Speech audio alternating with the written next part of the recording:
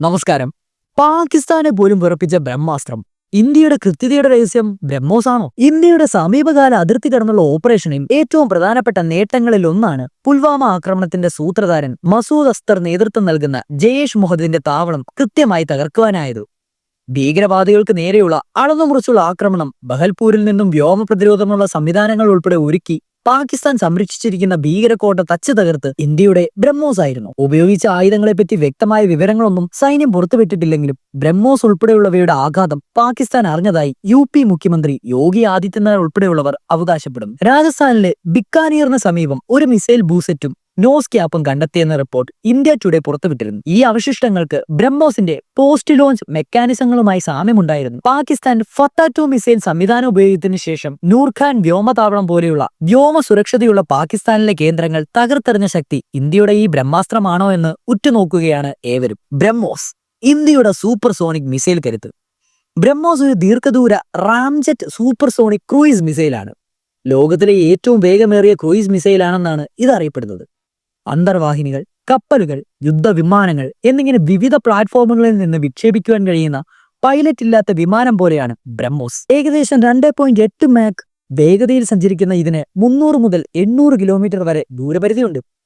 BrahMos missile വികസിപ്പിച്ചത് ഇന്ത്യയുടെ defence research and development ഓർഗനൈസേഷനും റഷ്യൻ NPOയും ചേർന്നാണ്. ഇവർ ഒരുമിച്ച് ബ്രഹ്മോസ് എയ്റോസ്പേസ് എന്ന സംയുക്ത സംരംഭം രൂപീകരിച്ചു. ഇന്ത്യയിലെ ബ്രഹ്മപുത്ര, റഷ്യയിലെ മോസ്കവ എന്നീ 2 നദികളുടെ പേരുകളിൽ നിന്നാണ് ബ്രഹ്മോസ് എന്ന നാമം ലഭിച്ചത്. 1980-കളിൽ ഡോക്ടർ APJ അബ്ദുൽ കലാമിന്റെ നേതൃത്വത്തിൽ ഇന്ത്യയുടെ സംയോജിത ഗ്രൈഡ് മിസൈൽ വികസന പരിപാടി അഗ്നി പരമ്പരയിലുള്ള ആണവശേഷിയിലുള്ള ബലിസ്റ്റിക് മിസൈലുകൾ വികസിപ്പിക്കുവാൻ തുടങ്ങി. ഈ പദ്ധതിയിലൂടെ ആകാശ്, പൃഥ്വി, നാഗ് തുടങ്ങിയ വിവിധ ഉദ്ദേശ മിസൈലുകൾ വികസിപ്പിച്ചെടുത്തു. 1990-കളിൽ ഉയർന്ന കൃത്യതയോടെ വാർഹെഡുകൾ എത്തിക്കുവാൻ ശേഷിയുള്ള ക്രൂയിസ് മിസൈലുകൾ സൈന്യത്തിന് ആവശ്യമാണെന്ന് മനസ്സിലായി. ക്രൂയിസ് മിസൈലുകൾ അവയുടെ സഞ്ചാരപാതയുടെ ഭൂരിഭാഗവും സ്ഥിരമായ വേഗതയിൽ സഞ്ചരിക്കുന്ന ഗൈഡഡ് മിസൈലുകളാണ്. ദീർഘദൂരത്തേക്ക് വാർഹെഡുകൾ എത്തിക്കുവാൻ പാരാബോളിക് പാത പിന്തുടരുന്ന ബാലിസ്റ്റിക് മിസൈലുകളിൽ നിന്ന് ഇവ വ്യത്യസ്തമാണ്. 1991-ലെ ഗൾഫ് യുദ്ധത്തിൽ ക്രൂയിസ് വിജയകരമായ വിജയകരമായ ഉപയോഗം ഈ ആവശ്യകതയുടെ കൂടുതൽ ശക്തമാക്കി. റഷ്യയുമായുള്ള പ്രാരംഭ ചർച്ചകൾക്ക് ശേഷം 1998 ഫെബ്രുവരിയിൽ മോസ്കോയിൽ നിന്നൊരു കരാർ ഒപ്പുവെച്ചു.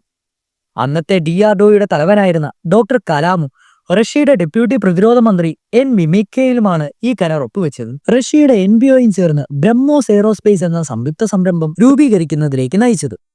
സൂപ്പർസോണിക് ഉയർന്ന കൃത്യതയിലുള്ള ക്രൂയിസ് മിസൈലും അതിന്റെ വിവിധ പതിപ്പുകളും രൂപകൽപ്പന ചെയ്യുക, വികസിപ്പിക്കുക, നിർമ്മിക്കുക എന്നതായിരുന്നു ഈ സംരംഭത്തിന്റെ ലക്ഷ്യം. ഈ സംയുക്ത സംരംഭത്തിൽ ഇന്ത്യക്ക് 50.5%, റഷ്യക്ക് 49.5%മാണ് ഓഹരി പങ്കാളിത്തം. മിസൈലിന്റെ ആദ്യത്തെ വിജയകരമായ പരീക്ഷണം 2001 ജൂൺ 12-ന് ഒഡീഷയിലെ ചാംപൂരിന് സമീപമുള്ള ഇൻഗ്രേറ്റ് ടെസ്റ്റ് റേഞ്ചിൽ നിന്ന് നടത്തി. ബ്രഹ്മോസ് ഒരു 2 സ്റ്റേജ് മിസൈലാണ്. ഇതിന് ഇന്ധനം ഉപയോഗിക്കുന്ന ഒരു ബൂസ്റ്റർ എഞ്ചിനും ദ്രാവിക റാംജെറ്റ് എഞ്ചിനുമുണ്ട്.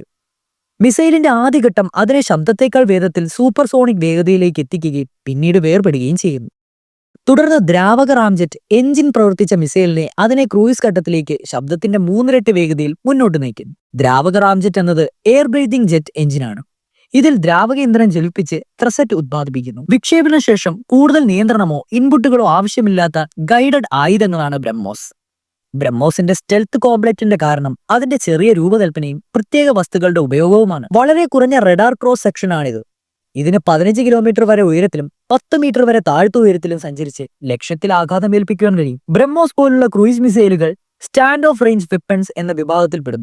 ഇത് ആക്രമിക്കുന്നയാൾക്ക് പ്രതിരോധത്തിൽ നിന്ന് രക്ഷപ്പെടുവാൻ കഴിയുന്ന ദൂരത്തിൽ നിന്ന് തൊടുക്കുവാൻ സാധിക്കുന്ന ആയുധങ്ങളാണ്. നിലവിൽ പരീക്ഷണം നടത്തുന്ന ബ്രഹ്മോസിന്റെ പുതിയ പതിപ്പുകൾക്ക് 350 കിലോമീറ്റർ വരെ ദൂരപരിധിയുണ്ട്. ഭാവിയിൽ 800 കിലോമീറ്റർ വരെ ദൂരപരിധി, ശബ്ദത്തിന്റെ 5 ഇരട്ടി വേഗതയും അതായത് ഹൈപ്പർസോണിക് സ്പീഡ് കൈവരിക്കുവാൻ ശേഷിയുള്ള പതിപ്പുകളും വികസിപ്പിക്കുവാൻ സാധ്യതയുണ്ട്. ശബ്ദത്തേക്കാൾ കുറഞ്ഞ വേഗതയുള്ള ക്രൂയിസ് മിസൈലുകളെ അപേക്ഷിച്ച് ബ്രഹ്മോസിന് 3 ഇരട്ടി വേഗതയും 2.5 മടങ്ങ് ദൂരപരിധിയും ഉയർന്ന കീർ ദൂരവുമുണ്ട്. ഇത് ഉയർന്ന കൃത്യതയും 9 മടങ്ങ് കൂടുതൽ ഗതികോർജവുമാകുന്നു. ചാദിപ്പൂർ ടെസ്റ്റ് റേഞ്ചിലെ ആദ്യ വിജയകരമായ വിക്ഷേപണത്തിന് ശേഷം 2005-ൽ നാവികസേനയും 2007-ൽ കരസേനയും 2017-ൽ വ്യോമസേനയുടെ സുഖോയ് 30-ഉം MKയുടെ യുദ്ധവിമാനത്തിലും ബ്രഹ്മോസ് ഉൾപ്പെടുത്തി. കര, വ്യോമം, നാവികം, അന്തർവാഹിനി എന്നിവ മിസൈലിന്റെ പ്രധാന വിക്ഷേപണ പ്ലാറ്റ്ഫോമുകളാണ്. കഴിഞ്ഞ 24 വർഷത്തിനിടയിൽ ദൂരപരിധിയിലും സെൻസിംഗ് ശേഷിയുള്ള മാറ്റങ്ങൾ വരുത്തി നിരവധി പതിപ്പുകൾ പരീക്ഷിക്കുകയും വിന്യസിക്കുകയും ചെയ്തിട്ടുണ്ട്. നാവിക പതിപ്പ് ലംബമായോ ചെരിഞ്ഞോ ചലിക്കുന്നതിലും സ്ഥിരവുമായ നാവിക പ്ലാറ്റ്ഫോമുകളിൽ നിന്നും വിക്ഷേപിക്കുവാൻ കഴിയും. ഇത് കടലിൽ നിന്ന് കടലിലേക്കും കടലിൽ നിന്ന് കരയിലേക്കും അങ്ങനെ പല ലക്ഷ്യങ്ങളിലേക്കും പലതവണ വിജയിച്ചു കണ്ടിട്ടുണ്ട്. കപ്പലുകളിൽ നിന്ന് ബ്രഹ്മോസിന്റെ ഒരൊറ്റ യൂണിറ്റായിട്ടോ 2.5 സെക്കൻഡ് ഇടവേളയിൽ 8 മിസൈലുകൾ വരെ ഒന്നിച്ചു തൊടുക്കുവാനോ കഴിയുവാൻ കഴിയും. അത്യാധുനിക മിസൈൽ പ്രതിരോധ സംവിധാനങ്ങളുള്ള ഫ്രീഗേറ്റുകളുടെ ഒരു ഗ്രൂപ്പിനെ നശിപ്പിക്കുവാൻ ഈ ശേഷി മതിയാവും. ദീർഘദൂര നാവിക ലക്ഷ്യങ്ങളെ ആക്രമിക്കുവാൻ ശേഷിയുള്ള ഒരു പ്രധാന ആയുധമാണ് ബ്രഹ്മോസ്. കര അടിസ്ഥാനമാക്കിയുള്ള ബ്രഹ്മോസ് കോംപ്ലക്സിൽ 4 മുതൽ 6 വരെ മൊബൈൽ ഓട്ടോണമസ് ലോഞ്ചറുകൾ ഉണ്ടാവും. ഓരോ ലോഞ്ചറിലും 3 മിസൈലുകൾ വരെ ഉണ്ടാകും. ഇവ ഒരേ സമയം 3 വ്യത്യസ്ത ലക്ഷ്യങ്ങളിലേക്ക് വിവിധ കോൺഫിഗറേഷനുകളിൽ തൊടുക്കുവാൻ കഴിയും. ഇന്ത്യയുടെ കര അതിർത്തികളിൽ ബ്രഹ്മോസിന്റെ സംവിധാനത്തിന് നിരവധി യൂണിറ്റുകൾ വിന്യസിച്ചിട്ടുണ്ട്. 2.8 മാക് വേഗതയിൽ സഞ്ചരിക്കുവാൻ ശേഷിയുള്ള പതിപ്പാണിത്. നവീകരണങ്ങൾക്ക് ശേഷം ഇതിന് 400 കിലോമീറ്റർ വരെ ദൂരപരിധിയിൽ കൃത്യതയോടെ ലക്ഷ്യത്തിൽ ആഘാതമേൽപ്പിക്കുവാൻ കഴിയും. 1000 കിലോമീറ്ററിലധികം ദൂരപരിധിയും 5 മാക് വരെ വേഗതയുമുള്ള നൂതന പതിപ്പുകൾ വികസിപ്പിച്ചുകൊണ്ടേയിരിക്കുന്നു. ബ്രഹ്മോസിന്റെ ഗ്രൗണ്ട് സിസ്റ്റത്തിന് ന്യൂക്ലിയർ, ബയോളജിക്കൽ, കെമിക്കൽ സംരക്ഷണയോടുകൂടിയ എയർ കണ്ടീഷൻ ചെയ്ത ക്യാബിനുണ്ട്. ഇന്ത്യയുടെ മുൻനിര പോർവിമാനമായ സൂഖോയ് 30 MKIയിൽ ഘടിപ്പിക്കുന്ന ഏറ്റവും ഭാരമേറിയ മിസൈലാണ്. 2017 നവംബറിൽ ബംഗാൾ ഉൾക്കടലിൽ പോർവിമാനങ്ങളിൽ നിന്ന് ബ്രഹ്മോസ് ആദ്യമായി വിജയകരമായി പരീക്ഷിച്ചു. അതിനുശേഷം നിരവധി തവണ ഇത് വിജയകരമായി പരീക്ഷിച്ചിട്ടുണ്ട്. 2019 നടത്തിയ പരീക്ഷണങ്ങളിൽ ബ്രഹ്മോസ് ALCM കര ആക്രമണവും കപ്പൽ ഭേദശേഷിയും പകലും രാത്രിയും എല്ലാ കാലാവസ്ഥയിലും ദൂരപരിധിയിൽ നിന്നും വിജയകരമായി പരീക്ഷിച്ച് മിഡ് എയർ റിഫ്യൂലിംഗ് ഇല്ലാതെ 1500 കിലോമീറ്റർ വരെ ദൂരപരിധിയുള്ള ബ്രഹ്മോസ് ഘടിപ്പിച്ച സൂഖോയ് 30 വിമാനങ്ങൾ കര അതിർത്തികളിലും തന്ത്രപ്രധാനമായ ഇന്ത്യൻ മഹാസമുദ്ര മേഖലയിലും ഒരു നിർണായക പ്രതിരോധമായി കണക്കാക്കപ്പെടുന്നു.